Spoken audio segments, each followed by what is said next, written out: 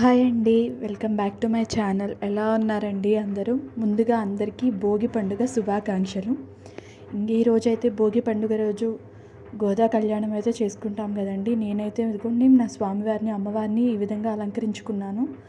స్వామివారిని అమ్మవారిని అలంకరించుకొని దీపారాధన చేసుకొని స్వామికి షోడశోపచారాలతో పూజ చేసుకొని స్వామివారికి దీపారాధన చేసిన తరువాత గోదా అష్టోత్తరం, కృష్ణ అష్టోత్తరంతో స్వామివారికి అమ్మవారికి పూజ చేసుకొని ఇలా స్వామివారిని పూజించుకున్నాను. ఈరోజు ధనుర్మాసం చివరి రోజు కాబట్టి తిరుప్పావై 30 పాసురాలు పారాయణ చేసుకున్నాము. అమ్మవారి గోదాదేవి చేసిన వ్రతం చేయటం వల్ల తిరుప్పావై పారాయణం చేయటం వల్ల మంచి వరుడు లభిస్తాడు.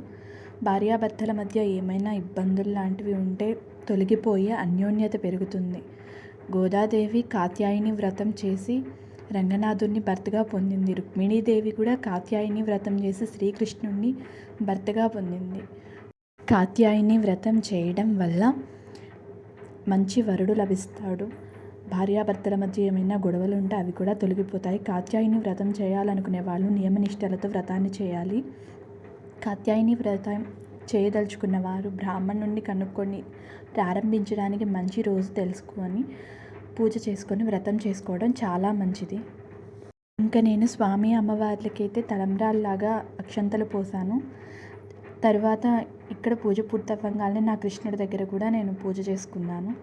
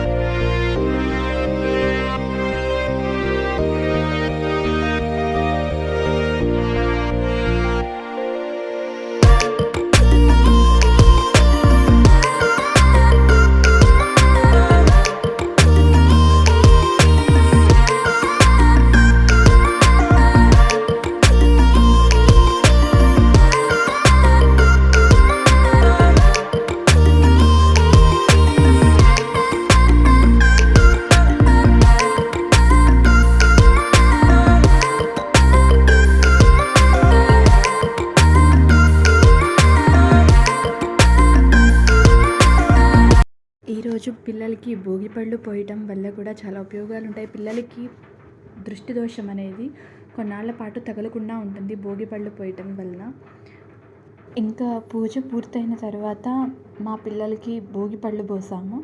ఇదిగోండి మా పాపని మా బాబుని ఇంకా వాళ్ళ నాయనమ్మ బలవంతాన్ని కూర్చోబెడతానికి ట్రై చేస్తున్నారు. గొడవ చేస్తూనే ఉన్నారు, ఏడుస్తూనే ఉంది. ఇంకా దాన్ని తీసుకువచ్చి భోగిపళ్ళు పోసిన తర్వాత ఊరికి మళ్ళీ కృష్ణుడి ముందు కూర్చోబెట్టి మళ్ళీ పోసాము.